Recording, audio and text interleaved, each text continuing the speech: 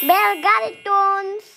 समुद्र किनारे बसे एक छोटे से गांव में नारियल के पेड़ हवा में झूलते थे और सुबह सुबह भैंसों की घंटी की आवाज पूरे गांव में गूंजती थी। वहीं रहता था एक दूध वाला रतन। हर सुबह वह अपनी पुरानी साइकिल पर 2 बड़े टीन लटका कर निकलता और आवाज लगाता, दूध ले लो, ताजा दूध ले लो। अरे रामू काका, आज भी इतनी सुबह उठ गए। लीजिए, आज का दूध बिल्कुल ताजा है, मेरी लाली से अभी अभी निकला है।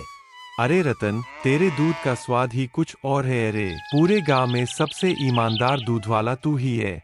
ईमानदारी ही मेरा असली धन है काका। और वाकई रतन ईमानदार था। गांव के लोग उस पर पूरा भरोसा करते थे। लेकिन वक्त बदल रहा था। भैंसें बूढ़ी हो रही थी, चारा महंगा हो गया था और ऊपर से उसके बेटे की तबीयत बार बार खराब रहती थी। जिंदगी दिन ब दिन कठिन होती जा रही थी।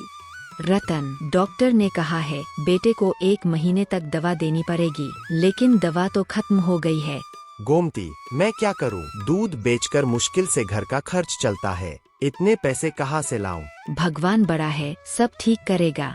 रतन चुप रहा, लेकिन उसके दिल के अंदर एक बेचैनी पैदा हो गई थी और वही बेचैनी उसकी जिंदगी का मोड़ बनने वाली थी। अगली सुबह रतन दूध भर रहा था, लेकिन दिमाग में एक ख्याल बार बार आ रहा था। बस थोड़ा सा पानी मिला दूं, कोई पकड़ नहीं पाएगा। दूध ज्यादा हो जाएगा, पैसा भी ज्यादा मिल जाएगा। वह धीरे से बाल्टी में पानी डालता है। दूध की सफेद धार पानी से मिल जाती है। वो पल छोटा था, पर उस पल में रतन ने अपनी ईमानदारी का गला घोंट दिया था। बाजार में गांव की औरतें दूध लेने आई है। तभी शांति बाई बोली, रतन, आज दूध थोड़ा पतला लग रहा है बेटा। अरे नहीं काकी, बारिश के दिनों में भैंस कम खाती है, दूध थोड़ा हल्का हो जाता है। हम तो तुझ पर विश्वास करते हैं रतन, तू तो सबसे सच्चा है। भरोसा रखिए काकी, मैं रतन हूँ, धोखा नहीं दूंगा। लेकिन अब रतन वो नहीं रहा था जो पहले था और उसके दूध में पानी के साथ मिल गया था लालच का जहर। उसे लगा कोई देख नहीं रहा। रतन अब रोज दूध में पानी मिलाने लगा था। पहले थोड़ा सा, फिर थोड़ा ज्यादा। हर दिन उसका ज़मीर कमजोर होता जा रहा था। उसे लगता था सब ऐसे ही करते हैं, मैं ही क्यों ना करूं। एक दिन उसका पुराना दोस्त सुरेश उसे रास्ते में मिला। अरे रतन, बहुत दिनों बाद मिल रहा है, कैसा चल रहा है तेरा काम? बस भाई, रोटी पानी का जुगाड़ हो जाता है, पर मुश्किल बहुत बढ़ गई है। मुश्किल सबके साथ है, मैंने तो एक रास्ता निकाल लिया। दूध में थोड़ा पानी मिलाता हूँ, पैसा दुगुना, लोग खुश। सब लोग समझते हैं मौसम का असर है। अरे ये तो गलत बात है। अरे रतन, जमाना बदल गया है, ईमानदारी से तो पेट नहीं भरता, थोड़ा जुगाड़ करने में क्या बुराई है। सुरेश की बातें रतन के दिमाग में चुभ गईं। उसका दिल कहता, नहीं ये गलत है, पर दिमाग बोलता, सब कर रहे हैं, मैं क्यों पीछे रहूं?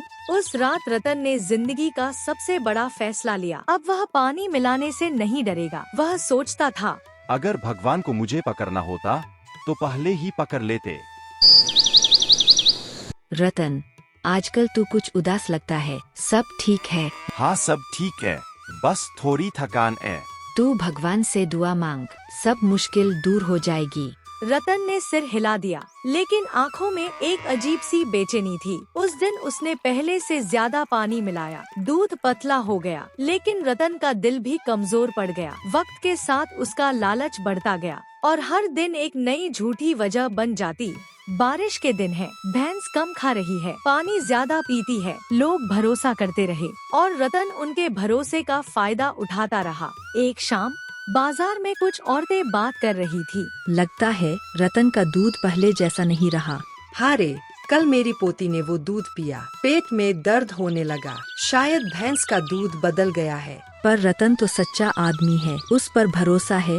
भरोसा वो सबसे बड़ा धन होता है और रतन उस धन को खर्च कर रहा था, बिना समझे कि कब वो खाली हो जाएगा। सब ठीक तो चल रहा है, कोई पकड़ नहीं पाया, धन भी बढ़ गया है, बस थोड़ा और फिर मैं सब सुधार लूंगा। उसके चेहरे पर एक अजीब सा सुकून था। लालच का पौधा उग चुका था, अब वो रोज बढ़ता जा रहा था और एक दिन यही पौधा रतन के घर में तूफान ले आएगा। गांव में सब कुछ आम जैसा ही लग रहा था, लेकिन हवा में अब कुछ बदल चुका था। कुछ लोगों के दिलों में एक शक का बीज उगने लगा था, कहीं रतन दूध में कुछ मिलाता तो नहीं। रतन बेटा, कल मैंने दूध उबाल कर रखा था, सुबह खट्टा हो गया। पहले कभी ऐसा नहीं हुआ। अरे काकी, मौसम गीला है इसीलिए खट्टा हो गया होगा। पहले तो कभी नहीं हुआ, अब लगता है भैंस कम दूध दे रही है क्या? हाँ, वही बात है, मेरी लाली बूढ़ी हो गई है। रतन के झूठ अब उसकी आदत बन गए थे, लेकिन आदत कभी कभी सजा बन जाती है और रतन के लिए वो दिन दूर नहीं था। रात का समय था। गोमती रतन को देखकर पूछती है, रतन, कुछ परेशान लग रहा है, दूध कम बिक रहा है क्या? नहीं, सब ठीक है, बस लोग ज्यादा सवाल करने लगे हैं। देखो, ईमानदारी से ही इंसान की इज्जत बनती है, कहीं तू कुछ गलत तो नहीं कर रहा? पागल हो गई है क्या? मैं रतन हूँ, सबसे सच्चा दूध वाला। गोमती चुप हो गई, पर उसके दिल में भी अब कुछ शक बैठ गया था।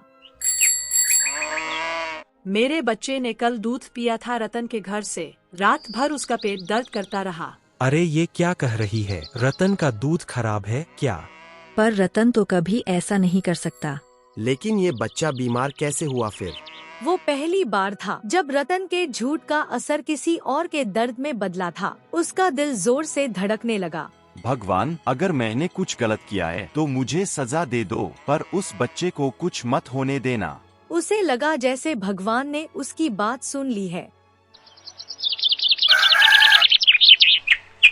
अगली सुबह रतन खुद से कहता है, शायद आज थोड़ा कम पानी डाल दूं, नहीं लोग पकड़ लेंगे, पर अगर नहीं डाला तो मेरा नुकसान हो जाएगा। वैसे भी वो बच्चा तो ठीक हो गया है। वो खुद से लड़ रहा था। लालच और डर के बीच की जंग चल रही थी। जब गोमती को पता चला कि रतन दूध में पानी मिलाने लगा है तो वो खुद से कहती है, भगवान, मेरे रतन को सही रास्ता दिखा देना। वो अच्छा आदमी है, बस भटक गया है। उसकी आंखों में चिंता थी। वो जानती थी कि रतन अब पहले जैसा नहीं रहा। एक दिन वही दूध रतन के बेटे ने पी लिया और उसका बेटा बीमार हो गया। तभी गोमती बोली, देखो रतन, हमारे बेटे को क्या हुआ? तुम्हारे दूध की वजह से वो बीमार हो गया। रतन कुछ नहीं बोला और उसने डॉक्टर को बुलाया। डॉक्टर ने बोला, खराब दूध पीने की वजह से इसका पेट खराब हो गया है, अब इसको दूध मत पिलाना। रतन को समझ आया कि वो कितनी बड़ी गलती कर रहा था, लेकिन लोगों का भरोसा टूट चुका था। पर रतन ने फिर से उसे जोड़ने की ठानी। हर दिन वो सच्चे दूध से शुरुआत करता